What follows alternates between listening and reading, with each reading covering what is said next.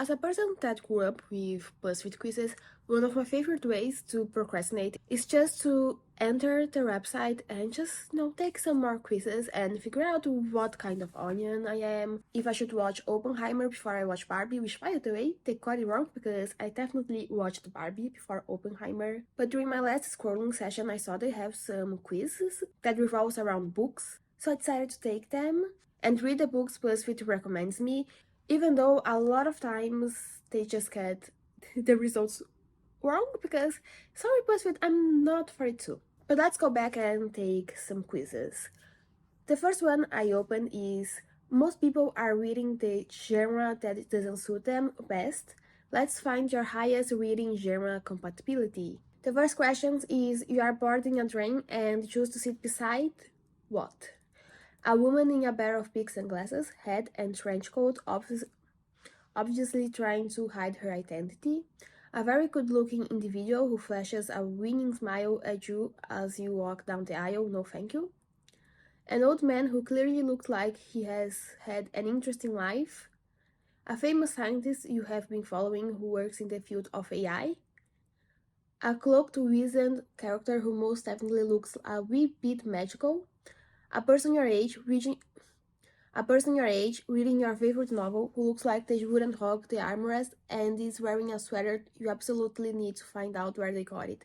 Yeah, it will be a person my age that is reading my favorite novel because I feel like they will be the one that will annoy me the least. Next question is, your idea of a perfect vacation is going to an ancient town in a foreign country that is riddled with fascinating tales of old. A beautiful little town with super cute shops, a cozy little apartment, and some great sightseeing opportunities. A huge modern city filled with tons of attractions and a bit of danger at night. A cutting-edge conference of all the latest gadgets, scientific breakthroughs, and robots. Going on a long road trip where you meet lots of interesting people. Anywhere that doesn't have lots of people, just some peace and quiet. Could be a warm beach, could be a secluded cabin in the woods, don't really care. Yeah, I have a few options I would pick. I honestly wouldn't pick the conference because if it's a vacation, I'm not going to a scientific conference, I'm going to have fun. And the long road trip, it will be exhausting and low-key dangerous to keep driving around alone.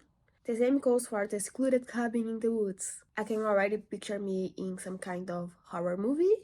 The first two options I would love it, the ancient town in a foreign country that is riddled with fascinating tales of old. I think this is quite fun, as well as the town with cute shops. And the huge modern city, I also like that because I feel quite comfortable in huge modern cities because, well, I live in a huge modern city. And while I love going to huge modern cities and experiencing new versions of my everyday life, I think I'll go for an ancient town in a foreign country that is riddled with fascinating tales of old. As long as I go with someone that it's okay with me wandering around and reading and going to every single museum and trying to learn everything. Next question is, your ideal restaurant would be in an out-of-the-way place, darkly lit, quiet, and the staff leave you alone. Filled with beautiful flowers, plants, open windows, bright walls, friendly staff, and an opportunity to sit with others at a long table. No.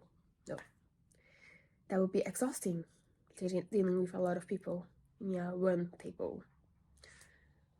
The next option is a pub built well over 500 years ago and still has some of the same furnishings since then. Heck, even the bartender looks like he was alive then. A sleek, modern, and minimalistic restaurant that serves way too fancy meals. If the meals are good, I don't mind if they're too fancy. The next option is an eclectic pub that has peculiar meals with ingredients you definitely know you wouldn't find at your local grocery store. No, thank you. A family-run restaurant that has a menu filled with home-cooked nostalgic meals like pastas, soups, thick crusty breads, and delicious desserts. Yes, I'm going for the desserts. Next question is, your ideal home would be an apartment in a large old city above a store, close to museums, art galleries, and shops. A quaint little house in a small town where you can walk everywhere. It has a nice garden and and is close to a cafe, a bookstore, and a nice restaurant. A gated house, setting from the street, overlooking the ocean. You will never know your neighbors. An apartment with all the latest tech, blinds that open when you wake up, a pre-programmed coffee maker, lights that turn on and off when you leave. It is painted in neutrals. A quirky little place in a quirky little town filled with quirky neighbors and a really interesting pub you can walk to, close to a forest that has fascinating flowers and fauna. A spacious house that has lots of bedrooms so you can have people over. It's really warm and welcoming with comfy couches, overstuffed chairs, and a huge kitchen. I'll go for the apartment without the latest tech. It seems fun. Next question is, you would describe your best friend as? Super smart, daring, ready for anything you ask them to do, but can sometimes be a bit judgmental or offer unwarranted advice. Funny, listens to you without judging, is loyal, can sometimes lead you astray from your goals. Has an incredibly high-powered job, but divulges secrets to you because they know they can trust you implicitly. They are not needy, but they definitely need you. A tinkerer of all things, thinks outside the box, is dependable most of the time, can unintentionally lose track of time, but loyal to a fault. Not everyone's first choice, most people will shy away from them, but you see the value in the friendship. They are full of fascinating bits of knowledge that help you out in a pinch. Loves you for who you are, screws up as much as you do, so you don't feel like you are always less than. Will be there for you no matter what, but can sometimes be annoying. Yeah, the last one. Next question. You have to pick a new subject in school. What would it be? Asian codes and how to break them, gourmet food tasting, extreme sports, advanced AI testing, curses, spells, and potions, conflict resolution, and how to win any argument. Yeah, I actually took a course that was very similar to that one, so I'll pick that subject again because I just like it. I think it's fun. Next question is, you are in quarantine for a week and can only have one thing to do. What is it? A book of crosswords, sudokus, word searches, and riddles. All of the novels you have always wanted to read but have never had the time for. A box of true crime and war movies. Video games, and more video games. Some maps and a trip planner. A journal. It's books. It's all the novels. I want all the novels.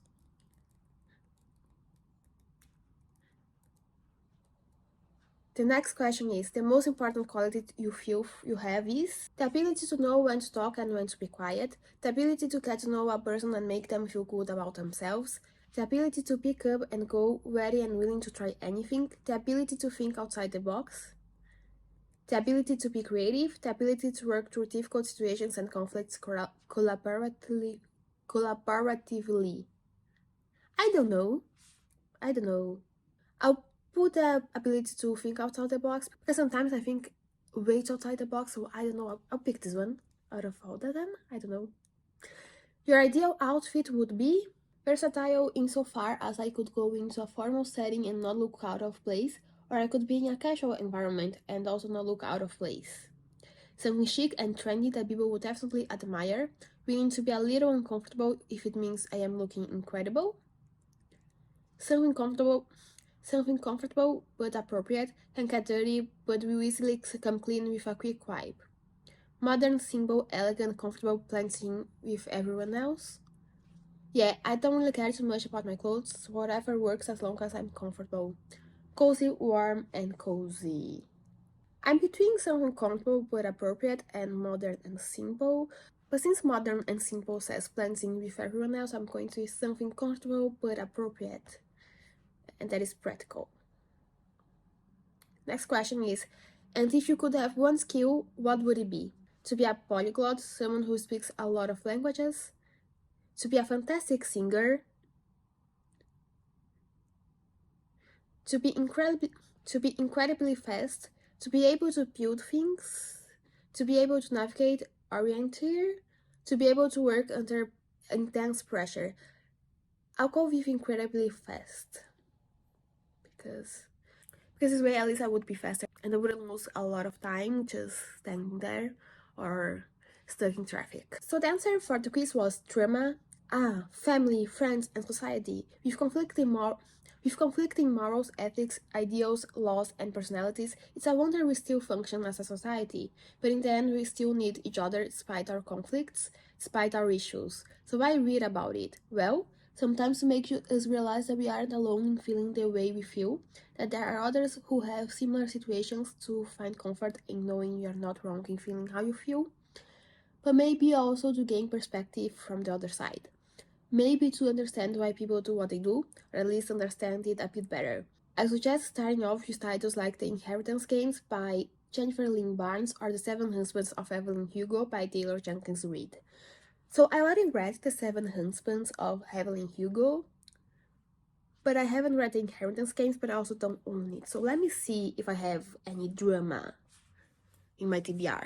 Turns out I do have some drama in my TBR, and a big one I didn't expect to read for this challenge, and it is Otello by Shakespeare. And now let's take another quiz to know what book should I read. The next quiz we'll take is I'll give you a summer read based on the Harry Styles songs you choose. The first one is Pick Between These Hits, As It Was, or Late Night Talking. I love both songs, but As It Was, I just can't help but want to dance to it, so let's go with As It Was. Second question is, it's time for the Cry Non-Stop songs. The options are Matilda and Little Freak. I'm going with Little Freak. Continue choosing is the next question. Grape Juice or Boyfriends? I'll go with Grape Juice. The next question is, the dancing hymns are both great, cinema or music for a sushi restaurant?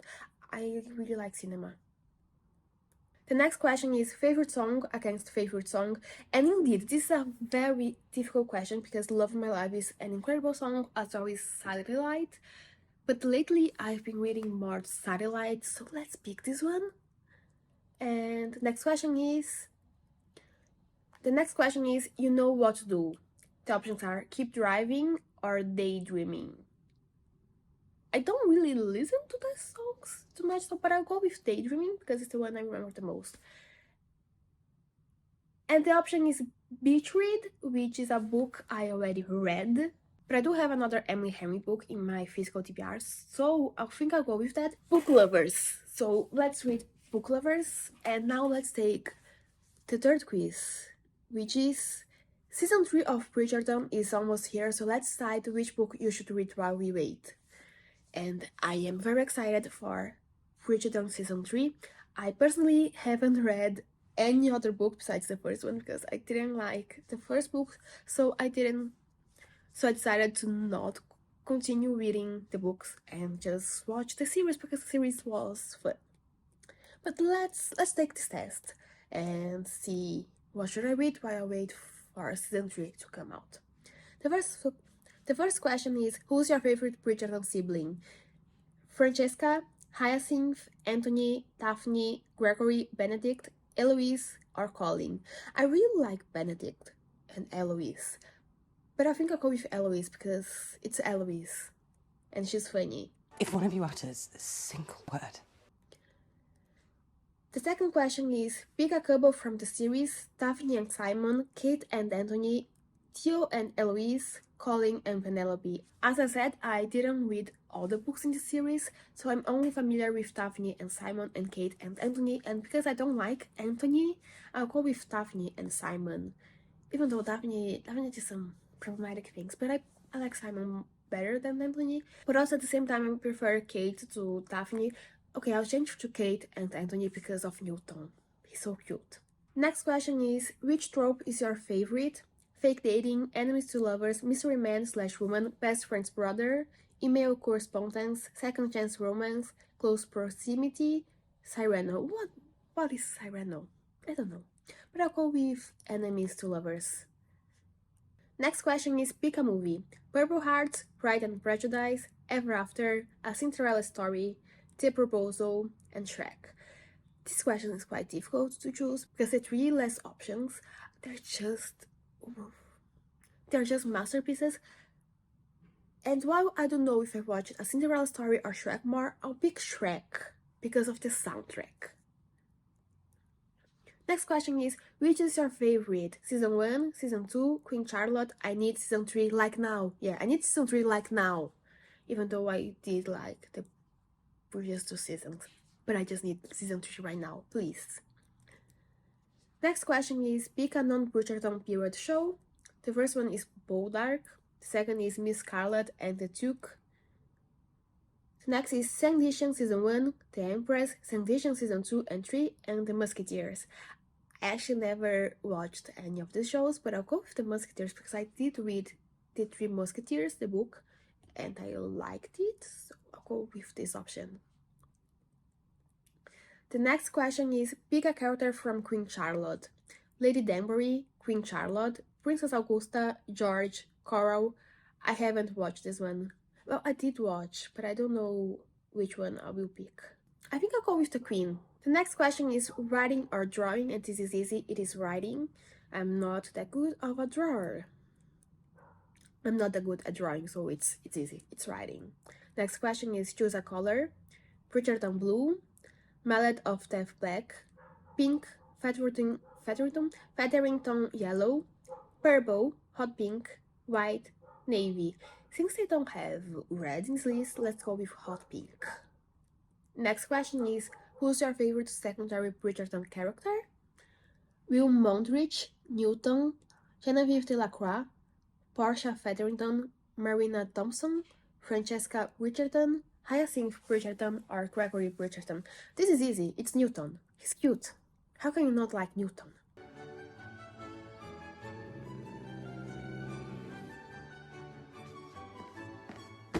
And the answer is The Viscount Who Loved Me. Kate and Anthony, need I say more? Okay, I don't have this book. I wasn't planning on reading this book. This is Enemies to Lovers, right? Let me see if I have anything Enemies to Lovers. Okay, so I looked around and I have a few options. Some of them are on Kindle and others are physical. So I have Pride and Prejudice. I think it might fit this description. I also have Text Talk by Rachel Lynn Solomon. And then I was looking on my Kindle. I have one called Enemies with Benefits by Roxie Noir. Love on the Brain by Ali Hazelwood. I think might fit the description. I think because I'm already reading a classic for this video, I'm not going to choose Pride and Prejudice, even though I think it's one that best fits the description. I think I'll go with Enemies with Benefits by Roxie Noir, just because it's on my Kindle. I'm already reading 2 physical books, so let's change a bit and go for the Kindle. So these are the 3 books I'll be reading for this challenge, and I'll see you when I finish them. It's been a while. I did read the books and it's time for the reviews. Also, I'm back with the mic because of the sound. I hope the mic will help the sound be a bit better and to avoid the plethora of background noise I have at the moment. Let's dive into the books. I don't remember exactly the order in which there was test results, so I review the books in the order that they are in my notes. So the first book we will be talking about is Otello by William Shakespeare. This was the book that I chose on the drama result. This is a play that follows the Moor Otello and the Phoenician lady Desdemona, and they are from very different, they're like different social groups because of Desdemona's nationality, but also because she's white. She's kind of considered in a way superior, her social position, and also her father was an important politician in Venice. So basically their relationship it's not something her father approves of. So one day Desdemona and Otello decide to elope, and this choice is driven by this intense love they feel for each other. So they defy everything, and after they get married, they announce they are married. They move from Venice to Cyprus because in the background there's a war going on, and I believe Otello, I don't remember exactly his position, but he has a big position in the military. And after they arrive in the island, their marriage starts to fall apart, mainly because of Otello's extreme jealousy. Another reason for their marriage to fall apart is because Otello is insecure due to there is quite a big age gap between him and Desdemona. There is still a slight thing that he's black and Desdemona is white. And also Desdemona, they describe her as being really, really beautiful. She has this beauty that is out of this world, so he's insecure about it. He's insecure about why she would like him. It's difficult for him to fully believe that she likes him for him. We have these two layers, but what really sparks this extreme jealousy is Iago. He's part of Otello's staff, and basically he hates Otello, and he really wants to destroy Otello.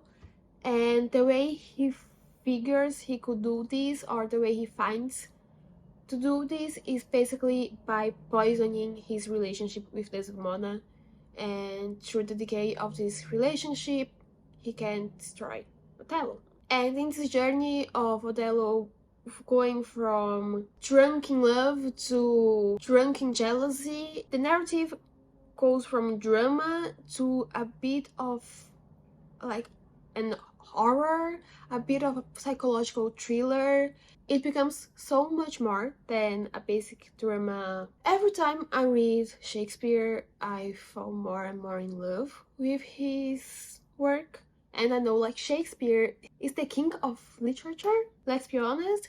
He's the king of the English language, and it's expected that his plays are nice because they're just so timeless, and there are so many adaptations and so many books inspired by Shakespeare work, so it must be good, right? Every single work of Shakespeare I consumed so far in my life, I really enjoyed it, and Otello, it's no different.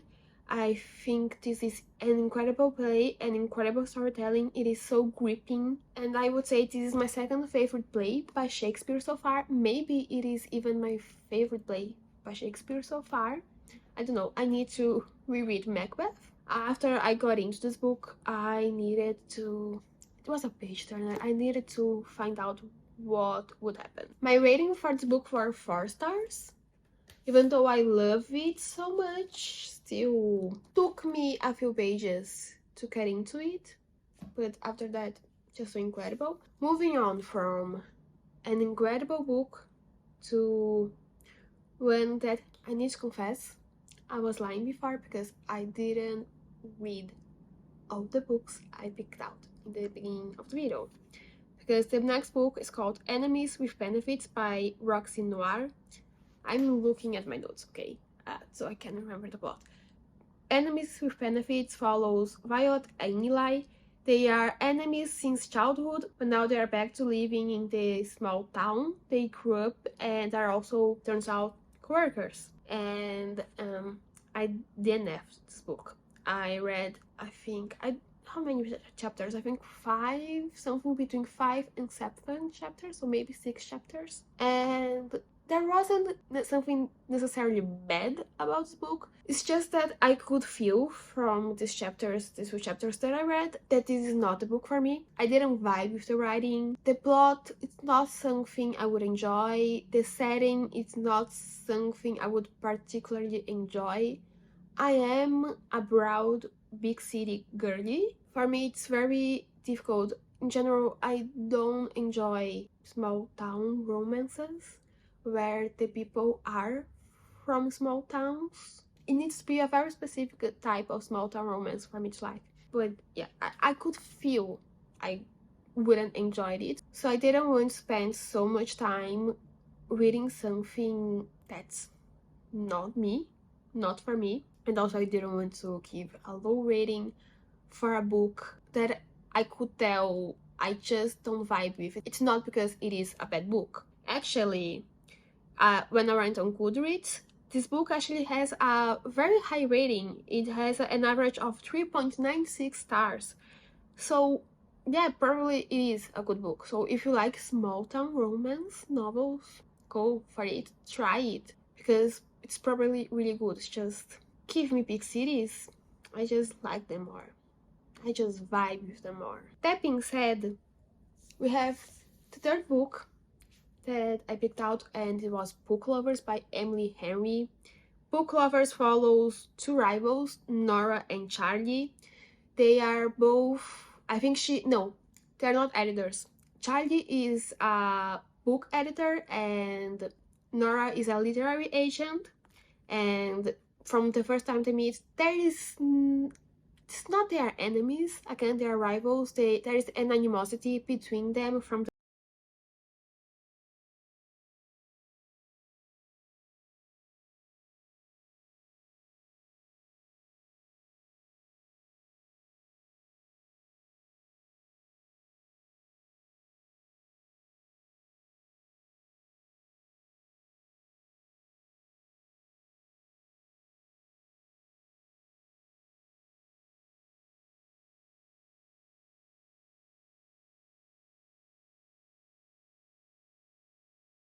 of a few reasons. They end up being, they are forced to interact with each other, and it's forced proximity. So the tropes are rivals to lovers and forced proximity and grumpy. Like, this book is perfect. I love the representation of the perpetually anxious, control freak, bookish but that loves a good spoiler, big city, girly. And reading about Nora made me just imagine, maybe if I had a Peloton, which I don't think is possible because Pelotons don't sell where I live. They don't ship for where I live. So, but maybe if I had a Peloton, I would be more active. And then we have Charlie. Charlie, the grumpy, bookish man. That is just so perfect. Where do I find a Charlie? And if you couldn't tell, I love this book. This was a 5-star, I think. Chapter 2, it was already a 5 stars for me. What does Emily Henry put in her books? This is kind of like a paradox because I just said for the previous book that I don't like small town romances, but this is a small town romance. But they are from New York, okay? These two, they live in New York. They're just spending their vacation on a small town. Emily Henry, there's something about Emily Henry books. Small town. I need to read more Emily Henry. After reading this book, I immediately wanted to read Beach Read again, or reread Beach Read, and then this time buy a physical copy.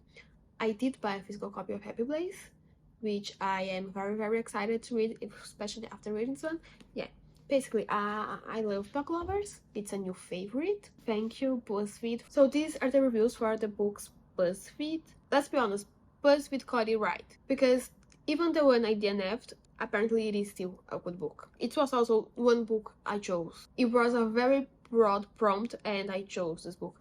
But yeah, overall, I really enjoyed this book and I hope you also enjoyed this video. So if you did, give a like, subscribe, and I will see you soon. Bye!